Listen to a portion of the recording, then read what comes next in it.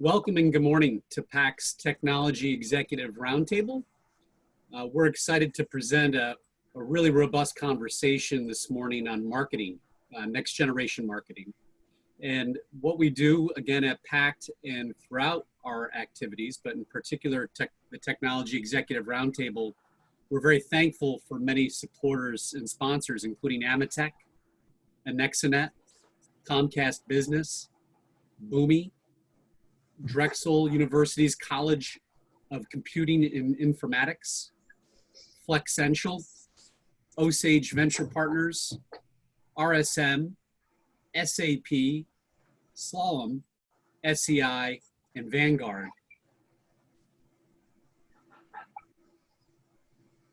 Again, we're going to have a really terrific conversation this morning, led by some amazing experts on modern marketing and its current challenges.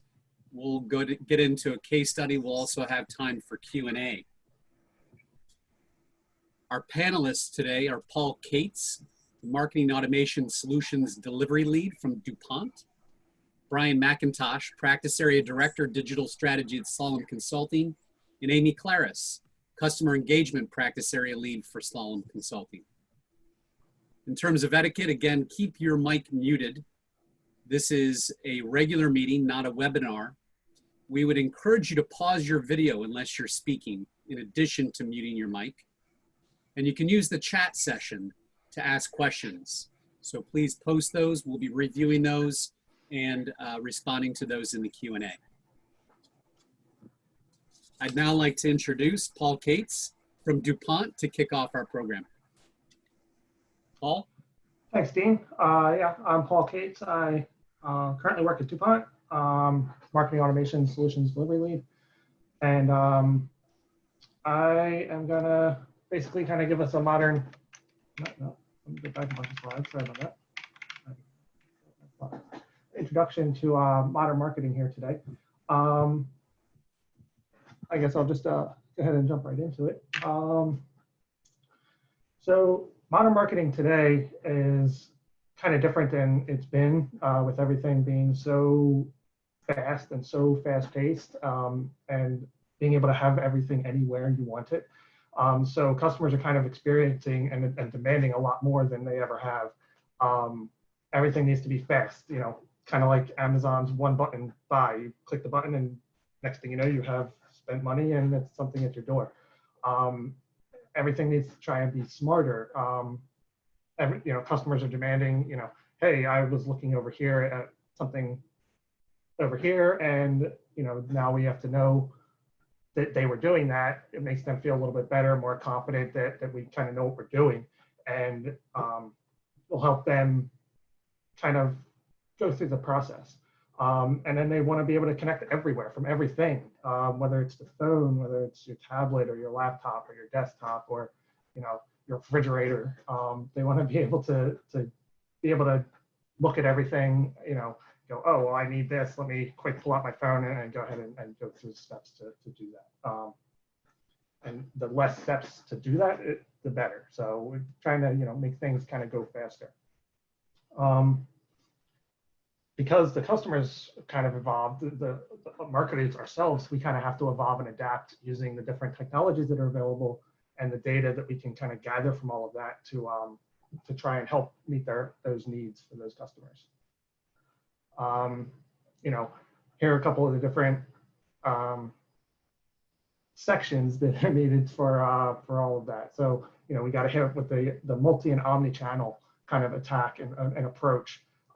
Not just, ads and emails, but, different social media platforms, whether it's Facebook or LinkedIn or, YouTube or anything like that. You kind of have to have something out there for everywhere across all of those different groups and experiences. The operational aspect, between the business teams kind of has to flow quickly. You can't have too many clunky processes, I guess is kind of a good word to say, to try and keep everything moving, which goes into the next step, which is being more agile, making everything, we have to be able to dodge and weave kind of through as things go and come at you. using data. You have to use the data that's provided. Otherwise, you're just going to kind of be blindly sending things out, and it's never going to make any sense to anybody. So you have to use the data from all the different technologies to help kind of go through that process. Keeping the customer at the center, making sure that they are kind of the goal. You want to, kind of build everything around the customer itself. And then just using all the different technologies that are available. Everything's kind of coming up all the time and progressing to utilize those to make your operations smooth and successful, and your different campaigns and everything to go through that. So how can marketing organizations adapt? Using unique insights and segments driven by data, qualitative and quantitative, and getting marketers who are willing to kind of step out of the normal and kind of reach for things that haven't been done before, and doing things that the competitors are not doing.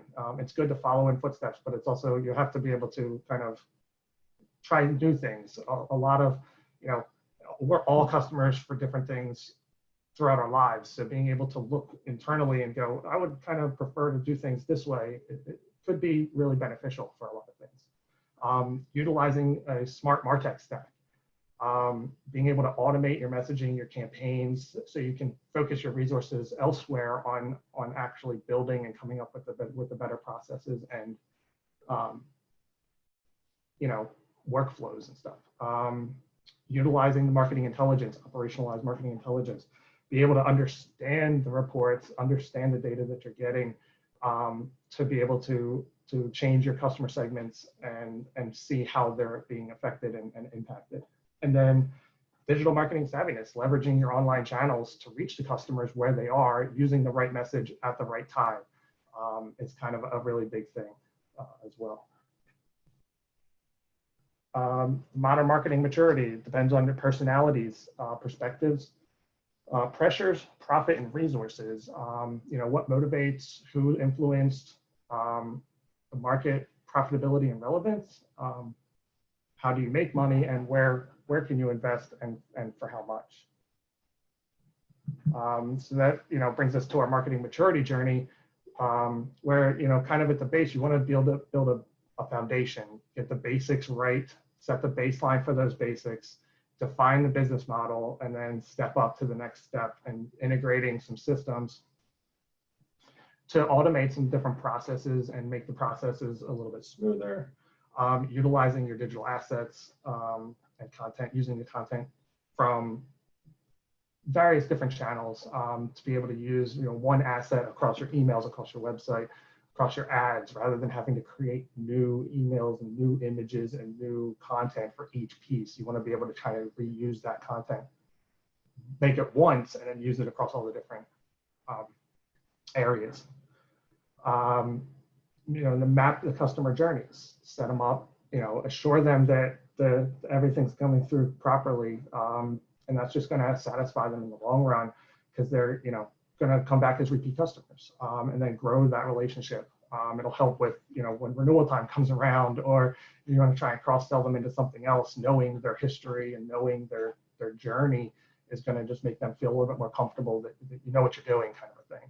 And then plan for the future. You develop the roadmap for where plan to get to in the future, utilizing the newest tools that you can, whether it's AI or customer data platform or any of the digital marketing platforms, to help curate that relationship and keep it going sort of down the line, as the customer kind of grows with you. So I think that's kind of most of what I was kind of going to go through. So now, introduce Amy here to go through the modern marketing assessment that she has. Thanks, Paul. So for the next about 20 minutes, we really want to hear from all of you and to talk about where you all are on a lot of those topics that Paul just talked about, and also just understand where you want to go. And I think when we were thinking about it, I think a lot of our experience from Brian and I, we always hear clients say, am I the worst? Somebody has to be the worst. Am I the best? Like what, am I alone? So this is a good chance, and we'll walk through exactly where and get to see where people are. Paul, if you could just flip to the next slide for me.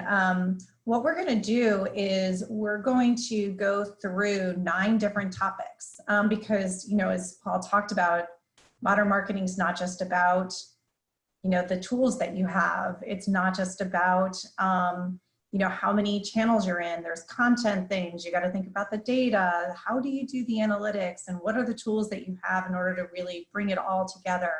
So we're going to explore these 9 different topics together.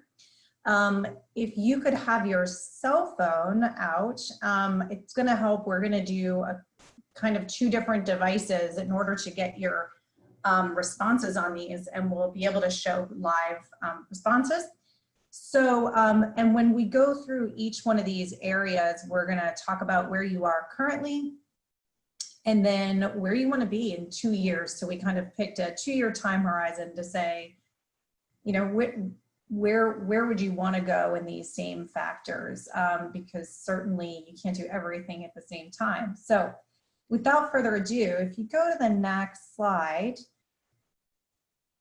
here's the QR reader. So you should be able to hold your phone up to that. There's also in the chat, if you want to use that, there's a link that will take you to the survey. We will go question by question, and we will see as people are answering their responses come in. So I'm going to pause for 20 seconds about, which I feel like on video, it feels like it's forever, to let everybody get in sync on that. And then in another 20 seconds or so, we will flip screens to be able to see the questions and the results coming through. The way we're going to do this also is we'll use chat. If you guys have any surprises or things that you want to ask or talk about as we start seeing the different responses come in.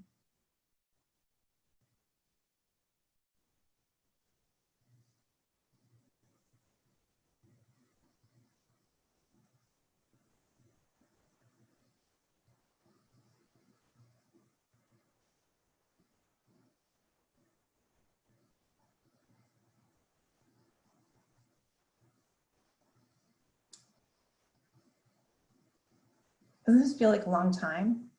All right, hopefully we're okay on the QR code. Walt, do you want to switch over so we can see the results and the questions that people should be seeing, the first question?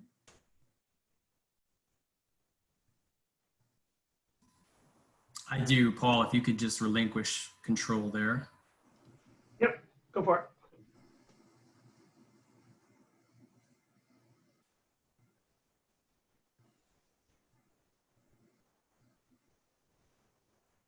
I feel like we need some Jeopardy music going while we're doing Yeah, this. well, yeah, some background music. It won't be a good call if somebody doesn't say, hey, you're on mute. That's right. So,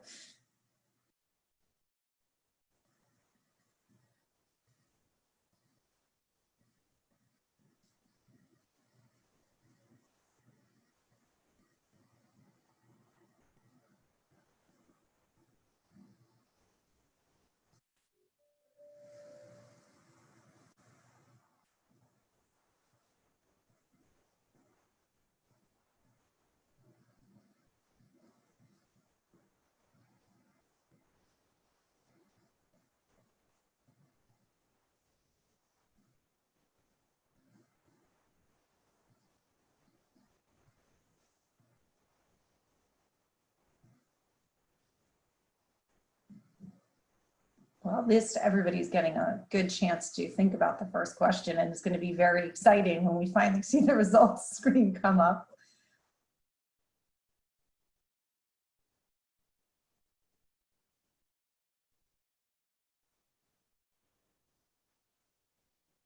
Well, you can't even interject like, how about the Phillies at this point, can you? No, no sports breaks to fill the void. All right, here we go. Okay, so 16 responses, and it looks like we've got the majority of people using multiple channels.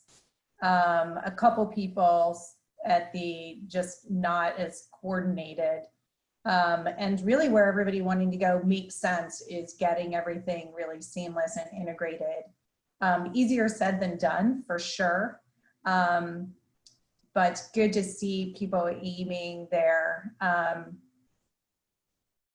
Let's go ahead and go to the next question.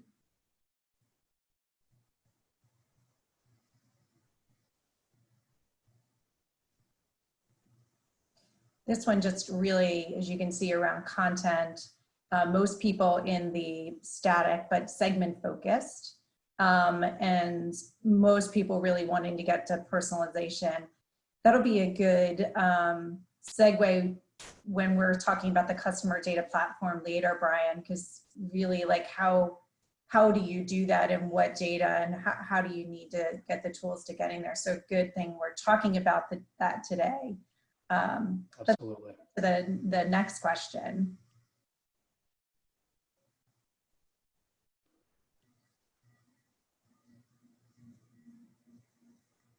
Oh dear, of course I have construction happening, but hopefully you guys can't hear it too much in the background. Okay, a couple, wait, I think, well, you can see the results here about how well you know your customers. What do you know about them? Most people in the middle with pretty large segments that they're using, but mainly demographic based, some able to get a little more on behavior. But no surprise here on the future state in 2 years, really getting the behavioral and those well-defined segments. Again, a good setup for where what we'll talk about later, Brian, and the customer data platforms and whether you need that or not in order to be able to do this.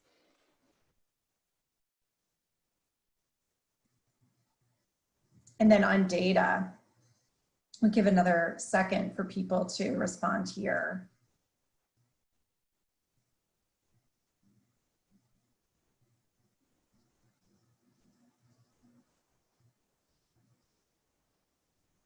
Oh, okay, we just weren't caught up.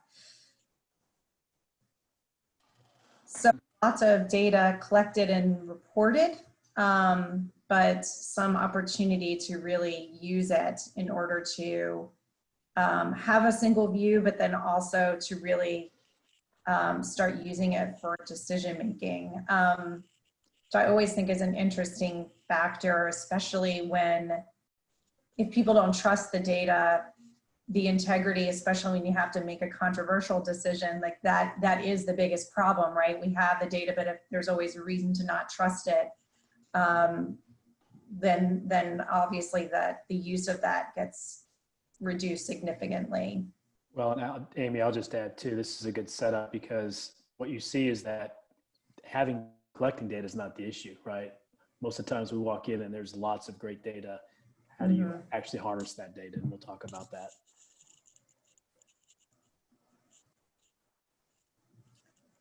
So marketing technology, well, this is interesting. So some group on the central database, leads and contacts, but then another group really getting to the integration and automation, and then really wanting to advance in this area.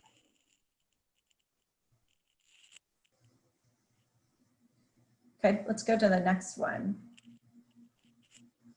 So ways of working, the documentation standardization is definitely what we see also really consistent with most of our clients. But getting to the standardization and being able to make it accessible is really, really the biggest issue. So that definitely makes sense given some of the other things where we were talking about on the data side as well.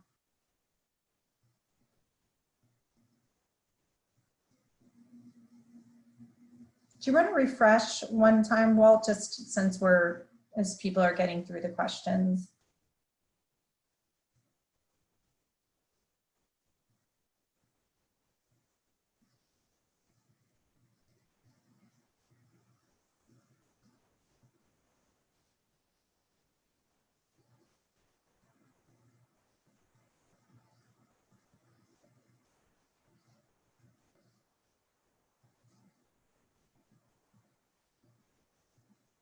Let's go ahead and go to the next one.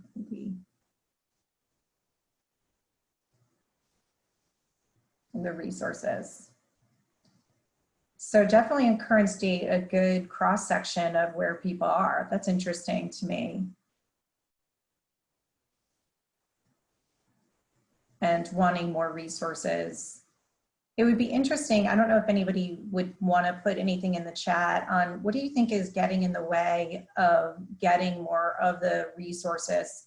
Is it finding the right people? Is it getting the headcount? Is it getting the business case to get that? I'm curious to hear what people would have to say of what the barrier would be in that.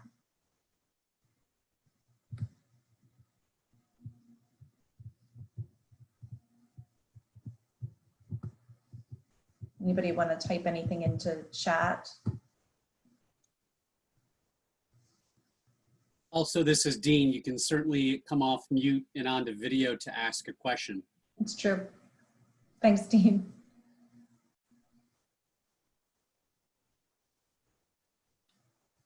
Well, Paul, since you're a co-alignment across lines of businesses,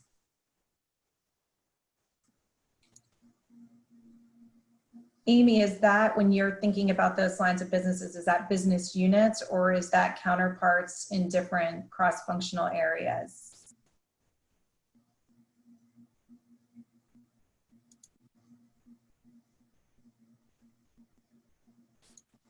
Amy, you're off mute if you'd like to speak. There we go. Thank you. I was changing my name. Anyway, so I'm with SAP, and we have a lot of data and a lot of systems and a lot of various groups who use it. And we have a core marketing, obviously, to do most of what we do. But for day-to-day business activities for different lines of business and different levels within market segmentation, we tend to use different processes. And I don't mean different processes like, oh, this works better for mid-market companies below, $500 million, but I mean different processes like they don't really even talk to each other.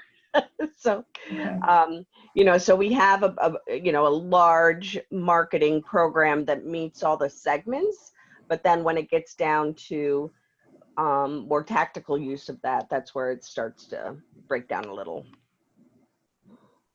Got it.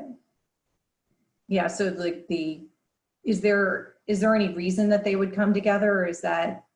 They do come together, and I think it's a matter of prioritization. So they come Okay. together, but tend to do obviously large marketing programs and pushes, consolidated, but and provide a lot of input into how to execute, but then the actual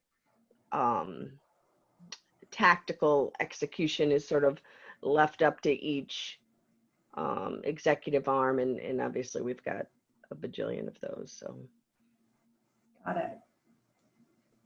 Anyone else on just this resource question, comment, or anything back to Amy? hi guys, by the way, I haven't seen a lot of you since I lived in Philadelphia 5 years ago. All right, well, let's go to the next question then. So on the analytics tools,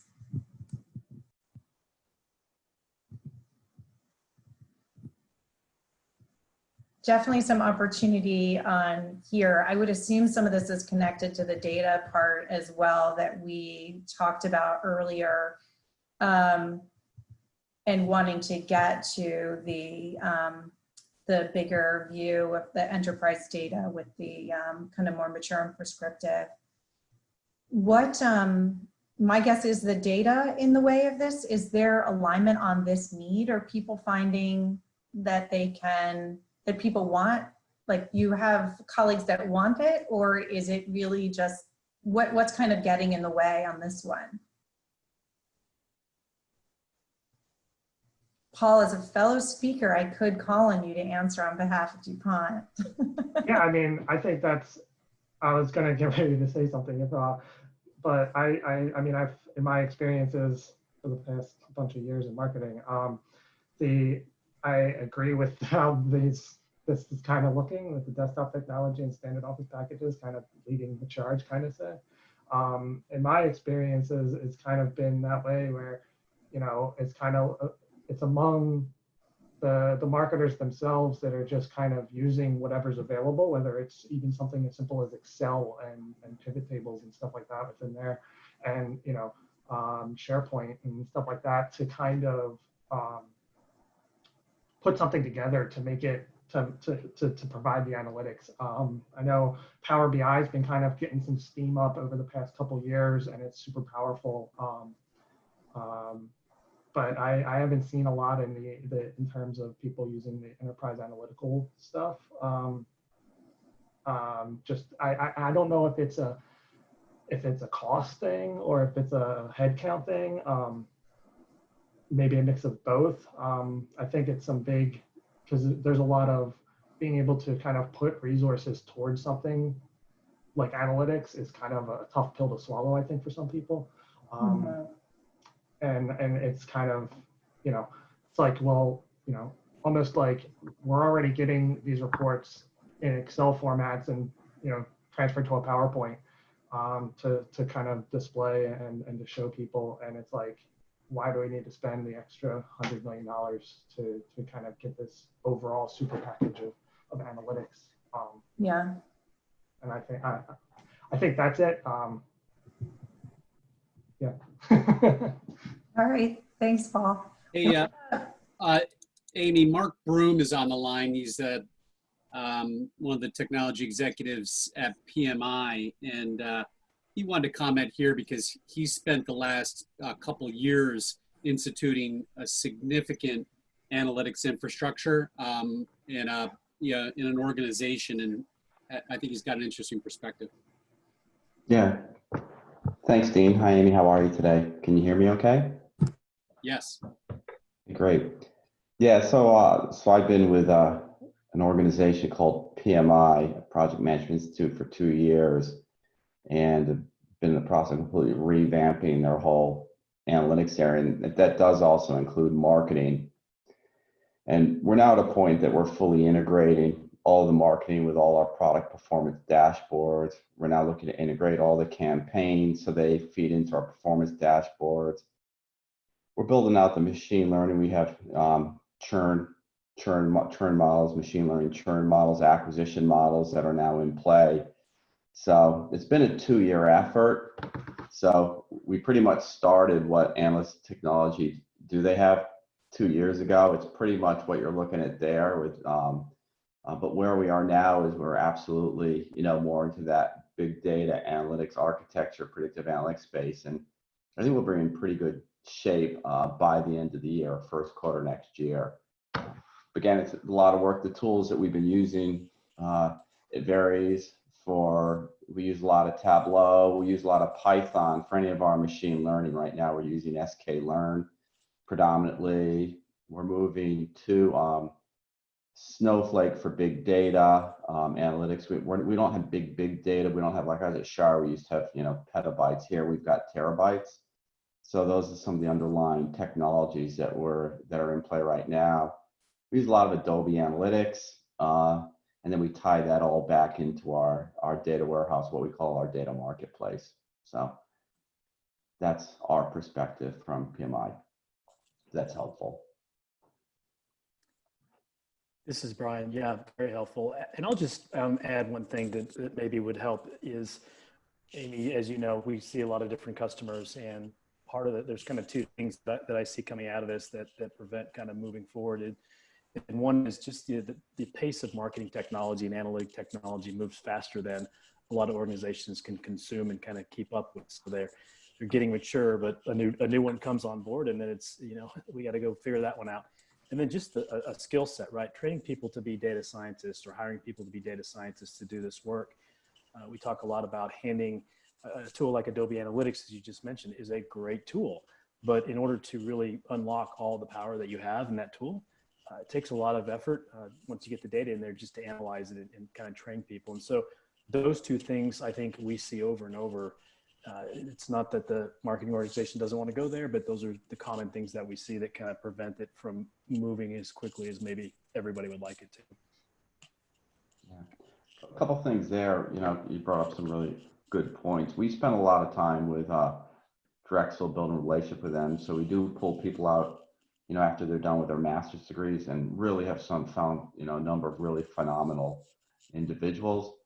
Number two, we have to do a ton of training with the marketing team, because this is all brand spanking new to them. Right. And it's really, how do you make it sort of a partnership and non-threatening to them? So we have whole courses that we train them on Tableau and understanding even the most, what would be simple for some people, SQL, which is brand new for them. So they can sort of do more self-service. And then I think they get a lot more comfortable with it rather than feel things are out of control. So a huge amount of training goes on. And absolutely. cross-training. Absolutely. Great point. Yeah, I think there's definitely some fear that, we see in organizations around why they can't use it or why it's not right for them. And it is this kind of, it's threatening in a way. And generally it can even start with what the marketing strategies are and the channels that they want to use. People really feeling good about kind of more the mass media and not necessarily wanting to do some more of the digital pieces, because this is how we've done it and it's scary. And if I change it, will I change my results, and not feeling confident in that. And then all those underlying pieces that fall with it. I think if you're the owner of some of that MarTech part and a lot of your marketers are still wanting to use some of the traditional pieces, there can be a real disconnect on some of the need. And, we have some clients that have some Cadillac technology, but their marketing there's a big disconnect on what they need given the way they're marketing. Yeah. And one of the things also that we found is that there's a lot that goes into it, and people start with the marketing, which is good. But if you don't have, strong data engineers, you don't have a data architecture where you're going to structure your data, you don't have the data governance to make sure you're managing the quality of the data, you're describing it, and then the visualization engineers and the data scientists, then the marketing people. It's not one or two, it's a whole team that really makes this successful. And I think that's probably, if I had one takeaway from what I've learned over the last 2 years, if you don't have the entire team and you're missing some of those key components, it's probably going to really limit your success to get to where you need to be. Completely agree. It's a team effort to get to, using data analytics in a way that is predictive. We talk about using data analytics from, a very basic level, which is we can do some reporting and really kind of understand maybe how a campaign performed, which is great. But in order to move up that maturity curve and really think about how do I use data and analytics to now, do predictive things and actually change behavior before I'm just reporting on it, it really takes the whole team to get that in place. And then we see that over and over. It's a great point. Maybe this is a good transition to, I think there's one more question, and then we can start talking about the customer data platform too. Amy, did you have a question real quick? Sorry. Yeah, actually it was a comment with regard to Mark's comment of using Drexel. I teach business analytics out here at Valparaiso University, and we're always looking for customers who want to hand in hand work with our students from, because a lot of what the academics do is all beautiful, clean data, right? And how do you analyze it?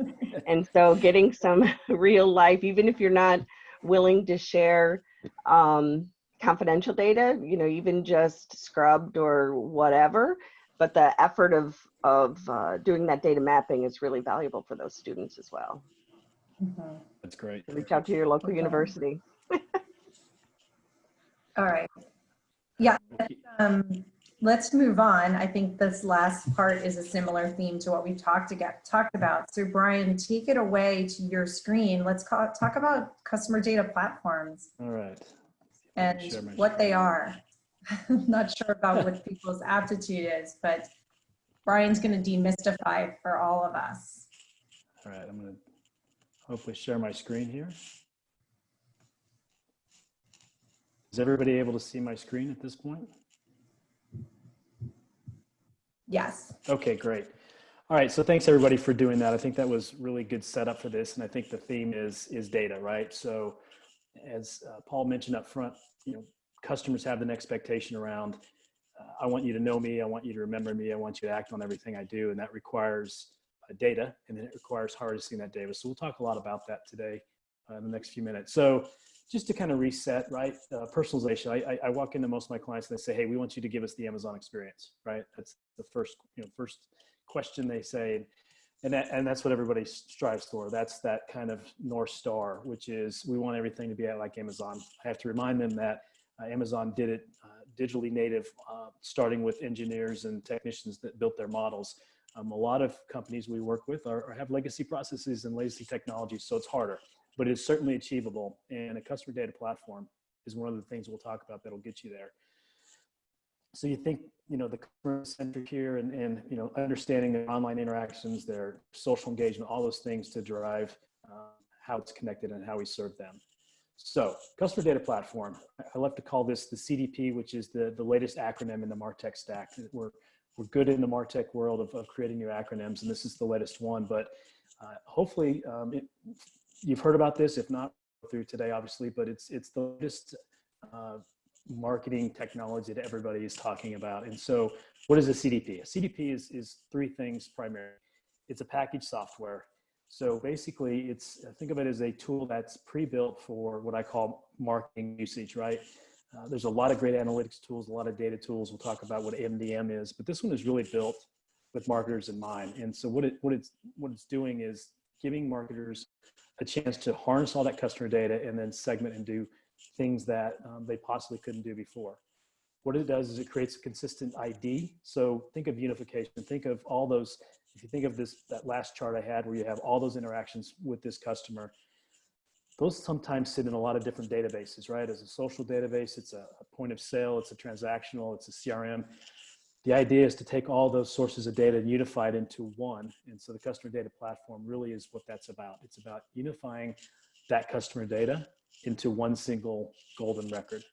And then once you have that golden record, then what do you want to do with it? You want to activate. And so that is really about making it accessible to other systems. So now we talk about activation channels like CRM, like campaign management. So really, those are the three kind of things that a CDP does, and we'll get into more details as we go through this. From a picture standpoint, it's always good to kind of visualize what I just talked about, which is, again, think of all those data sources. So whether you're a B2B, B2C, you're going to have data sources on your customer. And again, they probably live in very different systems today. In this case, we talk about a retail client where it's some POS data, some call center, a DMP, which is another acronym called data management platform, which is really about online advertising, and then CRM. All that data sits in different systems. A CDP is going to take that data and put it into, I'll call it a blender for sake of argument. And basically that blender is going to determine a match of a customer. And they're going to do that by one of two ways, either deterministic algorithm or a probabilistic algorithm. And basically what they'll do is take those different and stitch it together so we now have one ID. So if I think about myself, Brian, I shop at a lot of different places. You know, let's use Wawa as an example. I go into Wawa, I do something in the store, I do something online. I've got two different indications of who Brian is. The CDP is going to unify that. It's going to give one profile and an ID to me, and that's going to be a persistent ID. And that ID is you know, persistent in terms of who I am. Then I can activate in that channel. And so identity resolution is one of the core strengths of a CDP, and what it does is taking all those disparate data sources and creating one unified ID of a human being or an aggregate of human beings. So if you, want to get down to the very individual person level, which is what I saw in the survey. So I think that's the way to go. Or if we want to just begin to do better segmentation on groups, we can do that. And then we want to activate it. And then we want to do things like personalize the experience and create, web and mobile analytics to then tie back to that. So I get a lot of questions about, okay, well, if the CDP is, really about taking data and putting it together, isn't there other tools that already do that? And what's really the difference? And so I always like to talk again about why CDPs are purpose-built. They're marketing-based technology to really improve customer intimacy. So when I think about CRM, which is kind of the world I grew up in many, many years ago, CRM was going to do all that for you. But when I think about CRM, it's really more of a sales service focused, which CDPs can do as well. But this is about, creating a record of somebody who's done something once you know them and you start to build that. CDP is really about getting to know somebody. Now you may take CMR data and put it into a CDP, but a CRM is really sales oriented. It's consumed by humans to actually do account management. DMPs is another one. DMPs are data management platforms, and they're really focused on media buying. It's about taking that messy anonymous data that happens and really kind of trying to aggregate what's happening. And the interesting thing about DMPs is, as we move towards a cookieless world, they may take a different shape and may change because DMPs are really cookie oriented in that kind of third-party data. The next one is enterprise data warehouse. Okay, well, why can't we use an EDW?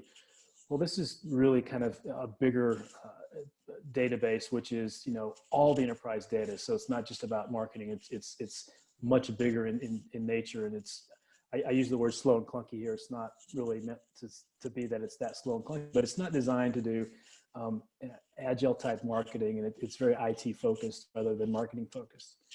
So then we come to MDM. And so MDM is another tool that is used to unify data, create master entities.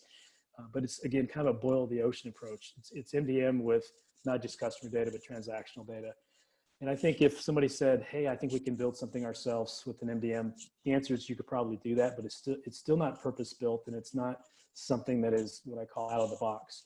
One of the really powerful things with the CDP is when you start thinking about where all your customers go and all those social networks and online places, those APIs from a Facebook, from an Instagram, from Amazon, all those APIs are constantly changing, and the CDP is going to keep up with those APIs for you, so you don't have to do that. And that's really one of the powerful pieces of it. An MDM, you can build it, but you're going to have to also keep up on your own APIs and create, engineering scripts to do that. And then data lake is the kind of the last one here. A data lake is, in our experience, is really just around a data repository. It is marketing friendly, and we do use data lakes, and sometimes data lakes become a jump to CDPs. But it's just a small place to hold data and do some stuff, right? It's simple activation. It's not going to create that full end-to-end customer record that is unified, always unified. So every time I activate a customer channel, I'm going to get that data back to that customer ID, and I'm going to continue to build that profile out. So just some of the differences we talk about in the world of data and how to harness that and different tools that are out there. I wanted to show kind of how does it might fit from a technology architecture standpoint. So kind of digging a little deeper here. So again, if you think of what's happening here on the left, all the possible data sources that might come into play, right? Again, web activity, mobile activity, maybe a loyalty system, all the third party. All the things that are on the left here are, really taking first party data, which is really the most valuable, and putting it into this application process. And so it's about, having the data onboarding, the data integration, and then creating that data identity resolution, which is the CDP. And then how do we then activate it across the marketing channels? And by the way, when we talk about data and content operations, we talk about all the things we can do, like A/B testing, campaign orchestration. And CDPs, there's a lot out there. If you go Google CDPs, you're going to get that crazy MarTech stack with a bunch of different logos in it. Keep in mind that some do really good at ingestion and some do really good at activation, and some are in between. And so thinking about how that works is super important. But I wanted to kind of just tee up what this means from an architecture standpoint, because the CDP kind of sits in that middle and is taking all that data and, again, creating a unified ID and then allowing you to activate that in the various channels. So then we think about kiosk, mobile, social engagement, SEO, all the different channels you might activate in. This is how the CDP kind of flows through that. I'm going fast, and I'm not sure we're on time, but I'm happy to take questions. I know there's a lot of information I'm putting out here, so happy to if people have questions along the way.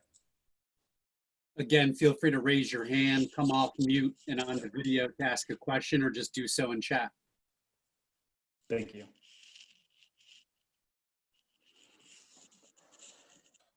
Let's talk a little bit about one of our case studies. So we worked with a global athletic apparel company specializing in yoga and athletics, and they basically had collected a lot of data on their customers, but again, it was sitting in a lot of different silos and they were not able to really harness it. And so they recognized the need to put in a CDP, and we kind of did two phases where we did a North American version, and then we've also done subsequent in international, so in APAC and EMEA. And we had to use different tools because of the different local currency, language, and regulatory issues. But they found, the CDP to be really valuable in terms of getting closer to their customer.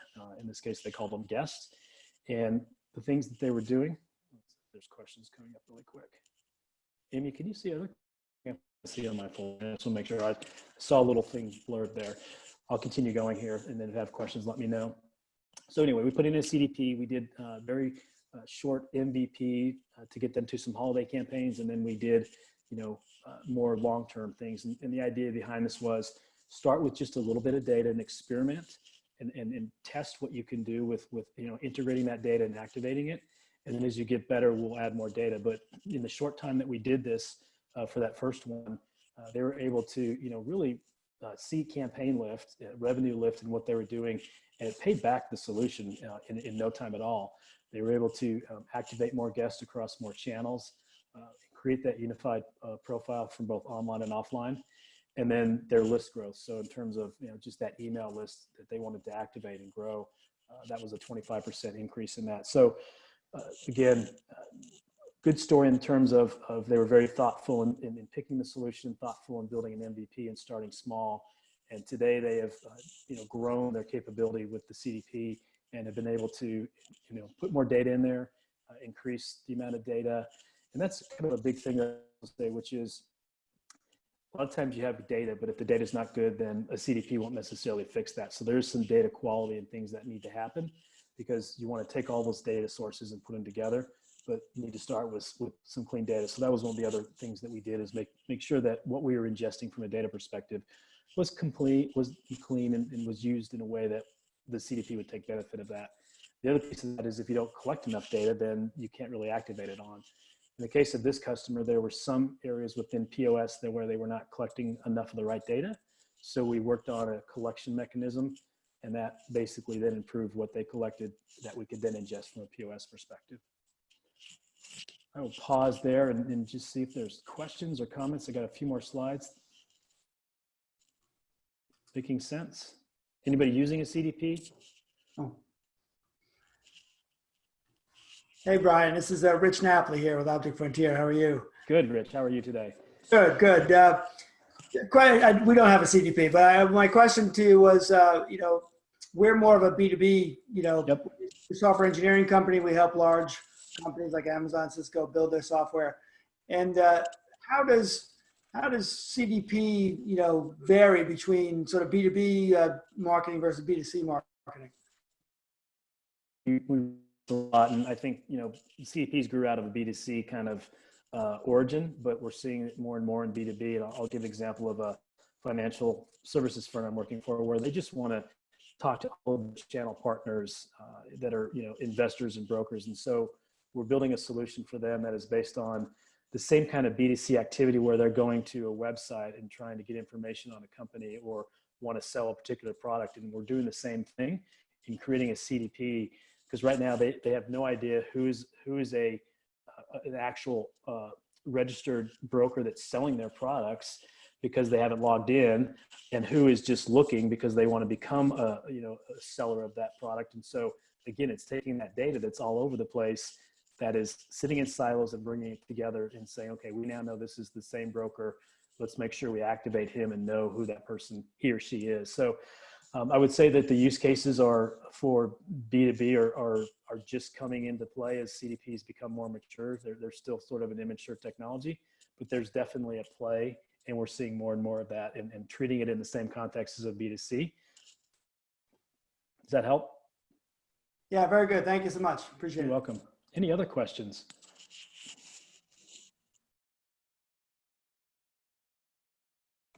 All right, so obviously CDPs drive marketing outcomes, and we'll talk a little bit about what some of the things that we see. So again, thinking about personalized media, 2041 return on ad spend being able to use a customer data platform to get more granulated, targeted ads on Facebook, for example. Increasing, the calls to action, right? Taking in this case, a client from 0 to 202 in terms of conversion, because we have better data that we can action off, and the calls to action over a 6-month period increased. Personalized email, I think this is probably the best use case that people start with, which we're not getting very much activation on our email. We have a good list, but we're not seeing it. If I can, understand who you are and get, really more targeted emails that are really content based on what you're looking for, you should see increase in conversion and action. So again, in this case, a client was able to increase, the open rates by 240% by using the CDP solution. Personalized e-commerce. So, according to what we can do on an e-commerce level, this is another good one. I think of abandoned cart as a good example. Why did somebody abandon a cart? If I knew who they were, could I then serve them up content to actually complete a sale? So personalizing that e-commerce experience with that CDP, because I know who that person is, could result in uplift in revenue. In this case, 26% is about an average that we cited from a Salesforce study, one of our partners. And then just increasing loyalty in terms of, online and in-store experience, right? If I can now collect the online data with the offline data, I know who you are, it's, going to increase the loyalty. I'll give you a quick anecdotal story that's recent, which is a company that I'm working with, which is a novelty store that is located all over the world in terms of buying unique furniture and appliances. And we're working with them on a CDP and a loyalty platform. And I was talking with the CEO about how we're just getting ready to open up their stores again post-COVID. And the way they're doing it is by serving up as appointments only. But they're serving up as appointments only, and they still don't know who those folks are. And so, the CEO said, wow, wouldn't it be great if I knew who was signing up and I knew that they were a loyal member and that I could serve something to them as they sign up to go back in the store and make an appointment. And so obviously we're working towards that, but we're not there yet because they're behind. But it's a good way to think about taking that online and offline data and merging it together and what that power could look like with the CDP. All right, I think that takes me to the end, and I think we have a few minutes for any other questions or comments. Again, please come off mute and start your video if you have any questions. You can also ask your question in chat, or just simply raise your hand and we'll call on you.